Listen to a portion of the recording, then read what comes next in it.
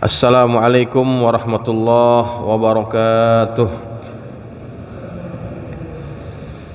Alhamdulillahi rabbil alamin, wabihi nasta'in ala umurid dunya waddin, wassalatu wassalamu ala ashrafil anbiya'i wal mursalin wa ala alihi wa ashabihi ajma'in. Subhanaka la ilma lana illa ma 'allamtana innaka antal alimul hakim. Rabbi shrah li sadri wa yassir li amri wahlul 'uqdatam min lisani yafqahu qawli, amma ba'du. Fa inna asdaqal hadithi kitabullahi ta'ala wa khairal hadi hadi Muhammadin sallallahu alaihi wasallam wa syarral umuri muhdatsatuha wa kullu muhdatsatin bid'ah wa kullu bid'atin dhalalah wa kullu dhalalatin finnar. Hadirin hadirat jamaah Masjid Al-Mubarakah yang dirahmati Allah, alhamdulillah kita dapat hadir duduk di majlis yang mulia ini dalam rangka kita mengkaji ayat-ayat suci Al-Quran dari kitab tafsir Al-Munir. Mudah-mudahan apa yang kita pelajari Allah jadikan menjadi ilmu yang bermanfaat. Kita akan sambung pengajian kitab tafsir Al-Munir. Kita masuk pada ayat yang ke-38. Bismillahirrahmanirrahim. Qala al-musannifu rahimahullahu ta'ala wa ghafara lahu wa liwalidayhi wa limasyayikhihi wa nafa'ana bihi wa bi'ulumihi wa bikum fid daraini amin. Radiyallahu ankum. Qala radiyallahu an. Hunalika ay fi dhalikal makanil ladzi kana qa'idan fihi inda Maryam wa syahada tilkal karamati aw fi dhalikal waqtil ladzi ra'a fihi khawariqal adati indaha. Hunalika artinya di sanalah, yakni pada tempat itu yang mana Zakaria biasa duduk di situ di sisi Maryam, dan dia menyaksikan pada tempat itu tilkal karamat, karomah-karomah, dan pada waktu tersebut di mana Nabi Zakaria melihat khawariqal adat, kebiasaan yang di luar kebiasaan, indaha yang berada di sisi Maryam. Nah, ini nyambung lagi sama ayat yang sebelumnya, di mana Allah menurunkan rizki berupa buah-buahan kepada Maryam tanpa perantara. Di situ Nabi Zakaria melihat perkara-perkara yang masuk kategori khawariqul adat, ya, yang keluar atau di luar kebiasaan. Nah, disitulah, ya, di tempat itulah, di tempat Maryam berada dan Allah berikan rizki daripada surga. Da'a Zakaria Rabbah, Nabi Zakaria berdoa kepada Tuhannya. Qala, dia berkata, famunajathu fi jawfil lail, munajatnya itu dilakukan pada penghujung malam. Jadi doanya ini dipanjatkan pada penghujung malam di tempat tersebut. Rabbi habli min ladunka dzurriyyatan thayyibah, wahai Tuhanku, karuniakanlah kepadaku dari sisimu keturunan yang baik. Ay Rabbi a'tini min mahdi qudratik min ghairi wasatin mu'tadin waladan mubarakan taqiyan salihan radiyan kahibbatika lihannah al-ajuz al-akir Maryam. Jadi dijelaskan oleh Syekh Nawawi, wahai Tuhanku, karuniakanlah kepadaku dari semata-mata kekuasaanmu tanpa perantaraan yang biasa, waladan salihan, waladan mubarakan, anak yang diberkahi, taqiyan yang bertakwa, salihan yang saleh, radiyan yang diridhai, yang ridha ya. Kahibbatika sebagaimana karuniamu, li Hannah al-ajuz kepada Hannah yang juga ia sudah tua, al-aqir yang dia juga sudah mandul. Artinya Hannah ibunya Maryam dulu waktu mengandung Maryam itu usianya sudah lanjut Pak, sudah menopause. Jadi doanya seperti itu, ya Allah karuniakan aku anak sebagaimana engkau karuniakan Hannah anak yang namanya Maryam. Tuh. Innaka sami'ud du'a, sesungguhnya engkau adalah zat yang maha mendengarkan permohonan. Ai mujibud du'a, yakni yang menjawab doa. Nah jamaah sekalian, bahagian ini kita digambarkan oleh Allah, diceritakan oleh Allah apa yang dilakukan oleh Zakaria ketika melihat keajaiban di kamarnya atau di mihrabnya Maryam. Ketika mendapatkan ataupun dia melihat secara langsung khawariqul adat, perkara-perkara yang di luar kebiasaan itu, maka di tempat itulah kemudian Nabi Zakaria berdoa. Kenapa doanya di situ bukan di tempat yang lain? Karena Nabi Zakaria melihat secara langsung tempat itu adalah tempat yang diberkahi oleh Allah. Rizki turun dari langit langsung, dari surga langsung kepada Maryam di kamarnya, itu menunjukkan tempat tersebut adalah tempat yang berkah. Maka dia memanfaatkan tempat yang berkah itu untuk berdoa, dan doanya itu dikabulkan Pak ketika dia doa di tempat itu. Nah ini menjadi pelajaran kepada kita. Memang di antara perintah Nabi Muhammad adalah berdoa di tempat-tempat yang diberkahi atau di tempat-tempat yang memang mustajab untuk kita berdoa. Dan itu digambarkan dalam ayat ini. Ketika Nabi Zakaria doa di situ dikabulkan sama Allah. Jadi tempat yang berkah itu juga mempengaruhi pengkabulan doa. Ya. Dan ini juga yang masuk kategori dengan istilah yang dikenal yaitu tabarruk. Apa tabarruk? Mengambil berkah. Mengambil berkah dari tempat yang diberkahi dengan tujuan agar hajat kita dikabul sama Allah. Boleh. Ya ini dalilnya bertabarruk.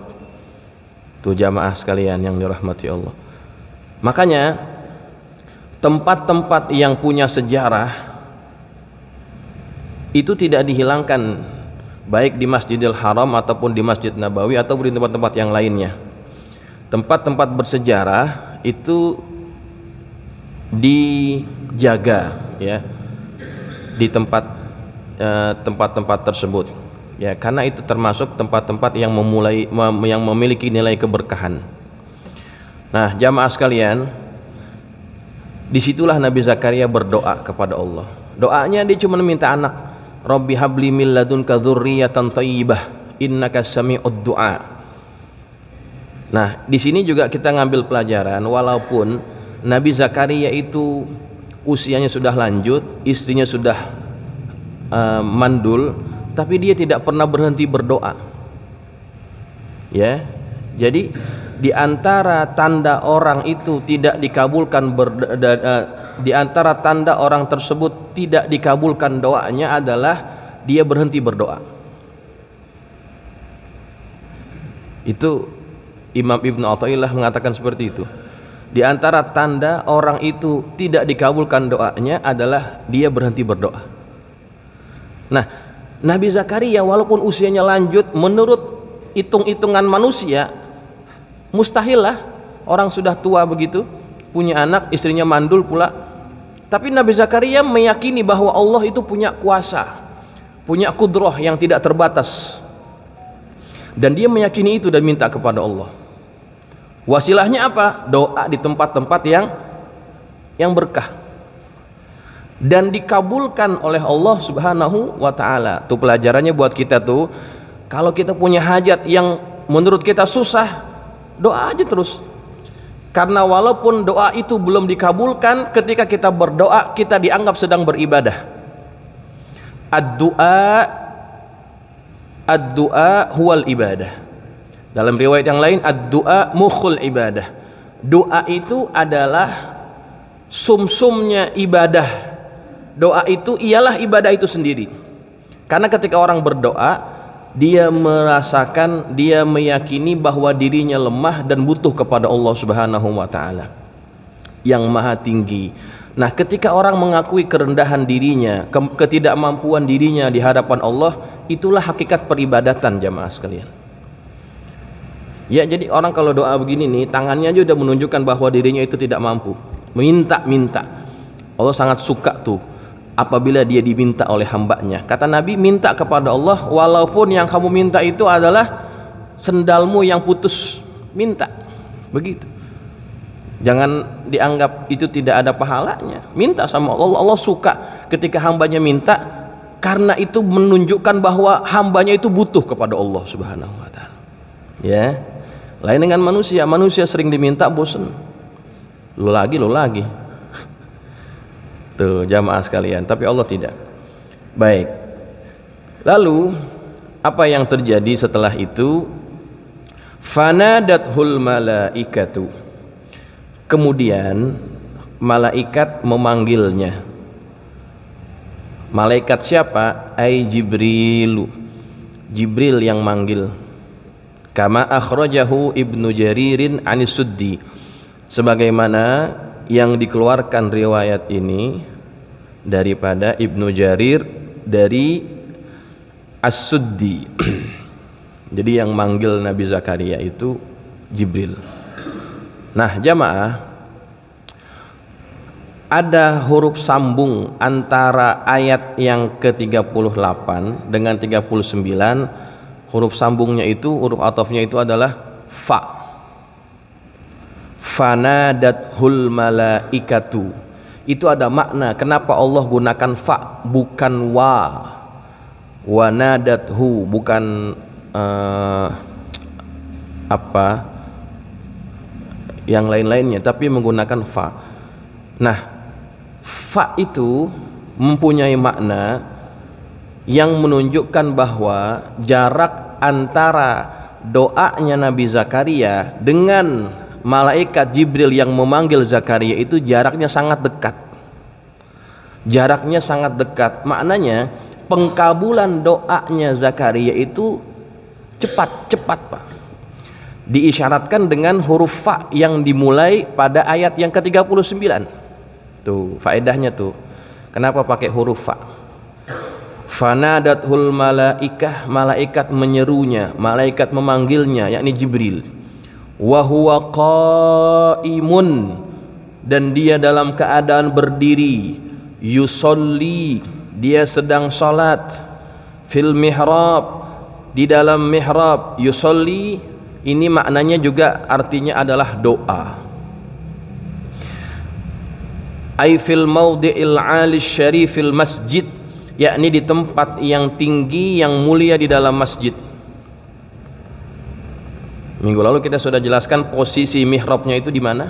Ya, jadi di situ Nabi Zakaria doa, dan disitulah juga malaikat Jibril memanggil dia. Annallaha yubashshiruka, sesungguhnya Allah Subhanahu wa ta'ala menyampaikan kabar gembira kepada kamu, biwaladin, dengan seorang anak, yusamma, yang diberi nama Biyahya, ya. Yusamma Biyahya, yubashshiruka Biyahya, dengan satu orang anak yang namanya adalah Yahya. Qara'a Ibnu Amir wa Hamzah inna bikasril hamzah wal baquna bil fathi. Sebahagian ulama qiraat di antaranya Imam Hamzah dan juga Imam Hamzah saja dan juga Ibnu Amir membacanya bukan annallaha tapi innallaha, ya. Secara makna tidak terlalu jauh walaupun ada sedikit perbedaan. Jadi namanya bagi anak yang akan dilahirkan nanti dikasih langsung sama Allah. Annallaha yubashshiruka biyahya. Allah memberikan kabar gembira bagimu dengan anak yang namanya Yahya. Tuh, dikasih nama. Langsung dijawab doanya. Musaddiqan bikalimatin minallah. Yang mana Yahya ini dia akan membenarkan bikalimatin minallah, suatu kalimat daripada Allah. Siapa kalimat Allah itu? Bi Isa bin Maryam. Dia akan membenarkan Isa bin Maryam. Wa ma'na kaunuhu kalimatun minallah kaunuhu makhluqan bila abin. Makna keadaan kalimat daripada Allah itu adalah keadaannya sebagai makhluk atau ciptaan Allah tanpa ada bapa, ya. Nah, Nabi Isa alaihissalam itu kan punya julukan kalimatullah alqaha ila Maryama, ya kan? Kalimatullah alqaha ila Maryama. Nabi Isa itu adalah kalimat Allah. Kenapa disebut kalimat Allah? Karena Nabi Isa dilahirkan tanpa ada bapa dan dia dilahirkan dengan satu kalimat Allah. Apa itu? Kun. Gitu. Itu makna kalimat Allah. Allah mengatakan kepada Maryam ketika akan ditakdirkan dia akan mengandung anak, Allah cuma katakan kun, jadi, fayakun, maka jadilah ia. Nah, itu maksud kalimatun minallah, kalimat daripada Allah. Nah, ini nih akan menjadi salah satu tugasnya Nabi Yahya, musaddiqan bi kalimatin minallah. Begitu jamaah sekalian. Kemudian waqala Ibnu Abbas berkata, inna Yahya kana akbaru sinnan min Isa bisittati ashhurin. Sesungguhnya Yahya lebih tua usianya dari Isa dengan jarak 6 bulan. Nabi Isa lebih muda 6 bulan dibanding Nabi Yahya. Wa kana Yahya awwaluman amana. Yahya adalah orang pertama yang beriman kepada siapa? Kepada Nabi Isa. Loh, coba bayangkan umurnya anak Yahya dengan Isa bedanya berapa? 6 bulan. Tapi Nabi Yahya menjadi orang pertama yang membenarkan kenabian Nabi Isa. Usianya berapa tuh? Dia bisa membenarkan itu. Berarti dia membenarkan kenabiannya Nabi Isa itu pun pada usia masih buayan, ya. Wasaddaqa, dan dia membenarkan bi annahu kalimatullah, bahwa Isa itu adalah kalimat Allah. Tsumma qutila Yahya qabla rufi'a Isa bimuddatin yasirah. Dan Yahya ini dibunuh oleh Bani Israel sebelum diangkatnya Isa dengan tempo yang tidak berjauhan, yang sedikit. Jadi sebelum Nabi Isa diangkat, Nabi Yahya dibunuh dulu oleh Bani Israel, ya, oleh Bani Israel. Karena dianggap Nabi Yahya ini adalah sekutu atau pendukungnya Nabi Isa. Jadi kalau kita lihat ceritanya, Pak, ada filmnya itu namanya The Risen. Jadi menjelang Nabi Isa itu dibunuh, itu pendukung-pendukungnya yang mengakui kenabian Nabi Isa itu diburu dan dibunuh. dibunuh, betul-betul dibunuh. Termasuk diantaranya Nabi Yahya. Tragis, beliau dibunuhnya itu tragis sekali. Ya, nah itu cerita tentang Nabi Yahya. Kemudian fungsi beliau lagi wasayyidan, dan dia adalah sayyid. Apa itu sayyid? Ay ra'isan, pemimpin, lil mu'minin, bagi orang-orang yang beriman, fil ilmi, dalam keilmuan, wal hilmi, dan dalam kesabaran, wal ibadati, dalam ibadah, wal wara', dan dalam sifat kewaraan. Nabi Yahya itu menjadi panutan, menjadi pemimpinnya. Qala Ibnu Abbas berkata, ay haliman anil jahli, dia sabar, tabah terhadap kebodohan kaumnya. Wa qala Mujahid berkata, ay kariman 'alallah, murah atas Allah. Dia punya sifat pemurah ke atas Allah. Kemudian wahasuran, apa arti hasur? Hasur itu adalah yang menahan diri. Aimani'an minan nisa. Jadi Nabi Yahya itu dia menahan diri atau mencegah dirinya daripada wanita. Jadi Nabi Yahya sama seperti Nabi Isa, tidak menikah.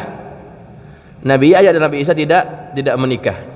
Lil iffah, karena dia ingin menjaga dirinya, menjaga kehormatannya, wazuhd, dan untuk mendapatkan sifat zuhud.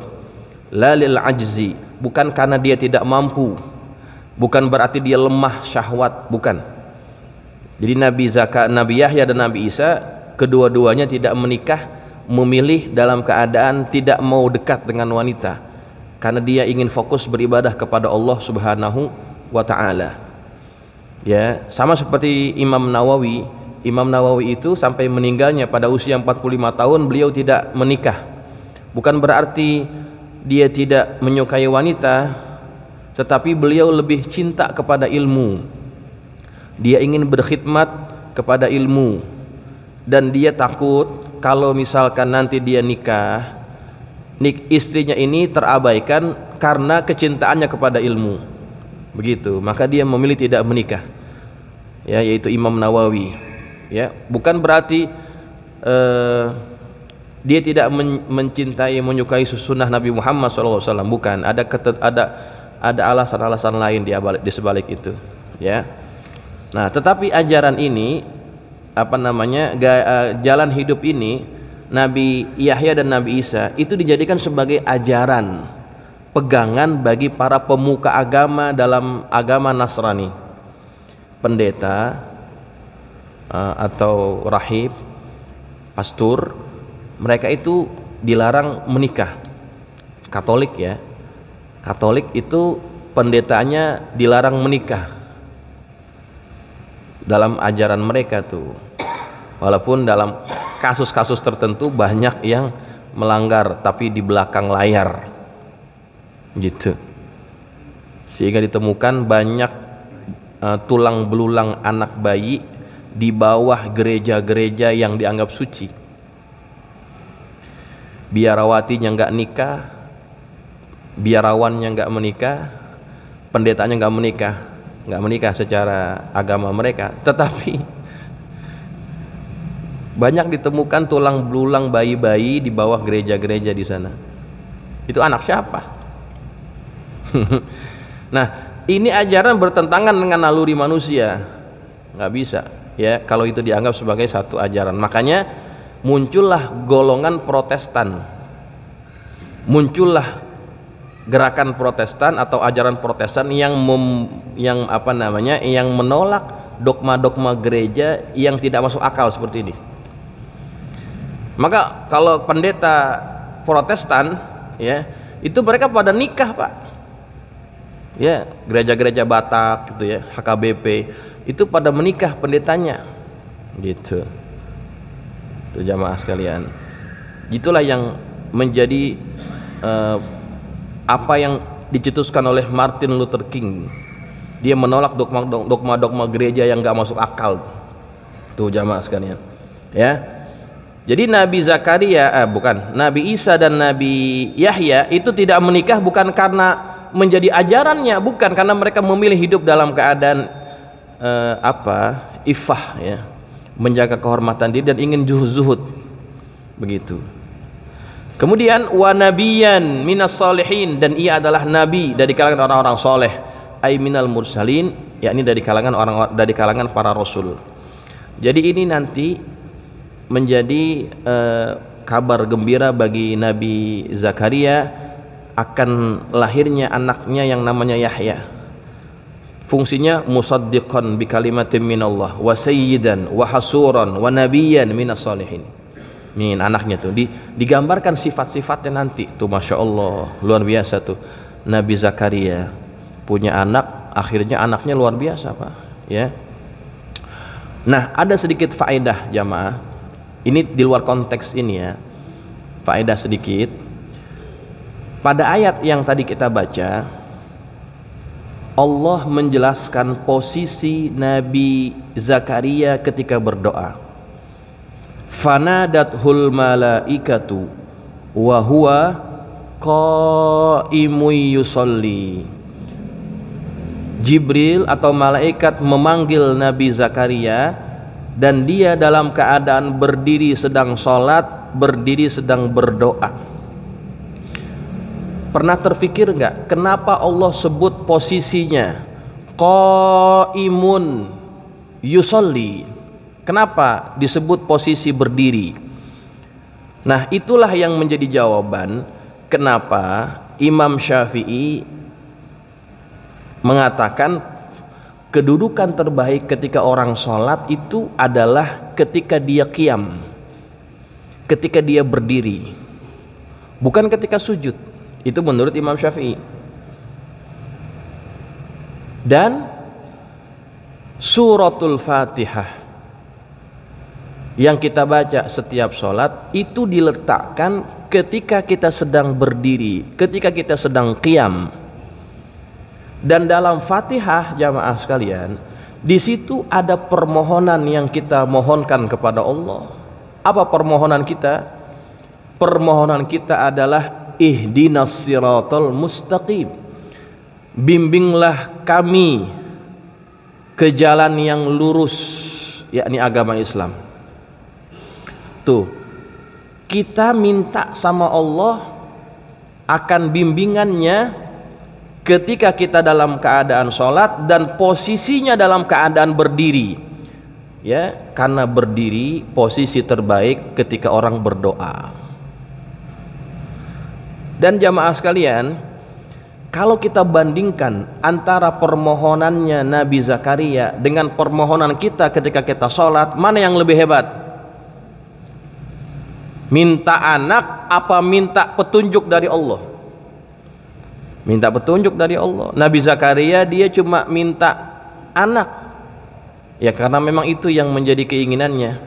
Tapi sesungguhnya yang harus kita hayati adalah jamaah, ketika kita baca Fatihah, bayangkan itulah posisi yang sangat luar biasa di mana Allah pernah mengkabulkan doanya Nabi Yahya. Maka ketika kita baca Fatihah, hadirkan perasaan itu bahwa kita sedang memohon sesuatu yang sangat berharga kepada Allah Subhanahu wa taala. Apa itu? Bimbingannya, keselamatan daripada segala bentuk kesesatan. Itu kan semua karena bimbingan daripada Allah Subhanahu wa taala. Nah, jamaah sekalian, nih bayangkan itu, hadirkan perasaan. Makanya ketika kita baca Fatihah jangan kosong daripada penghayatan. Itu mahal sekali. Ihdinas siratal mustaqim, ya. Nah, itulah jamaah sekalian yang kita bisa kaji pada malam hari ini, ya. 2 ayat masih berkaitan kisah Nabi Zakaria dan keluarganya. Nanti minggu depan itu masih berkaitan dengan keluarga mereka, ya. Masih nyambung, ya. Mudah-mudahan apa yang kita kaji hari ini bermanfaat. Ada yang mau tanya? Kalau ada silakan. Ya, silakan.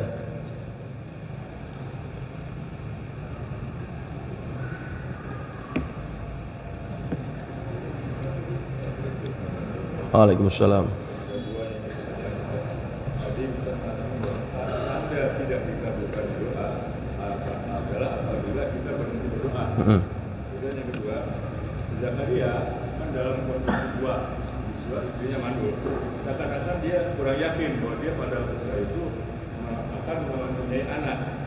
Sekarang doanya Zakaria ini setelah mendapat bisikan dari malaikat atau sebelum dia mendapat bisikan dari malaikat itu sekarang kan malaikat membisikkan bahwa dia akan diberikan anak. Ini anaknya bernama Yahya. Itu sebelum atau sudah kondisinya dia yang kurang yakin itu maka dia berdoa gitu kan. Yang pertama tadi maksudnya gimana tuh? Yang pertama tadi Ustaz mengatakan bahwa tanda tidak dikabulkannya doa apabila kita berhenti berdoa. Apa pengertiannya? Oh, kurang jelas ya. Jamaah sekalian, yang pertama tadi saya katakan tanda tidak dikabulkannya doa adalah ketika kita berhenti berdoa. Ya. Ketika kita berhenti berdoa. Jadi jamaah, doa itu ibarat kita sedang menggapai sesuatu. Ada yang sekali doa kabul, ya. Tapi ada yang ketika sekali doa, dua kali doa nggak dikabul dia berhenti. Nah ini menunjukkan bahwa dia tidak bersungguh-sungguh dalam meminta kepada Allah. Cepat putus asa ketika dia tidak dikabulkan segera doanya. Ya kan? Kalau dia aku diminta nggak kabul juga udah. Kan berarti kan itu sesungguhnya dia memutuskan sendiri bahwa Allah tidak akan kabulkan doanya. Kemudian dia berhenti. Kan begitu. Ya.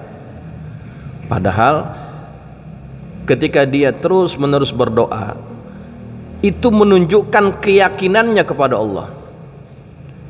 Walaupun belum dikabulkan sekarang, tapi dengan dia senantiasa berdoa itu berarti dia masih menaruh harapan kepada Allah agar Allah mengkabulkan doa. Dia masih meyakini bahwa Allah akan mendengarkan doanya. Kan begitu tuh. Jadi kalau dia berhenti, nggak dikabulin, kan berarti dia udah mutusin bahwa doanya itu nggak kabul. Itu maksudnya. Ya. Makanya Nabi katakan, ud'ullaha wa antum muqinuna bil ijabah. Doalah kalian dan kalian betul-betul yakin bahwa doa kalian itu diijabah. Dan bentuk keyakinan itu adalah kalian tidak berhenti berdoa. Kan yakin tuh namanya. Kalau berhenti berarti kan nggak yakin, gitu kan? Nah itu maksud saya Pak.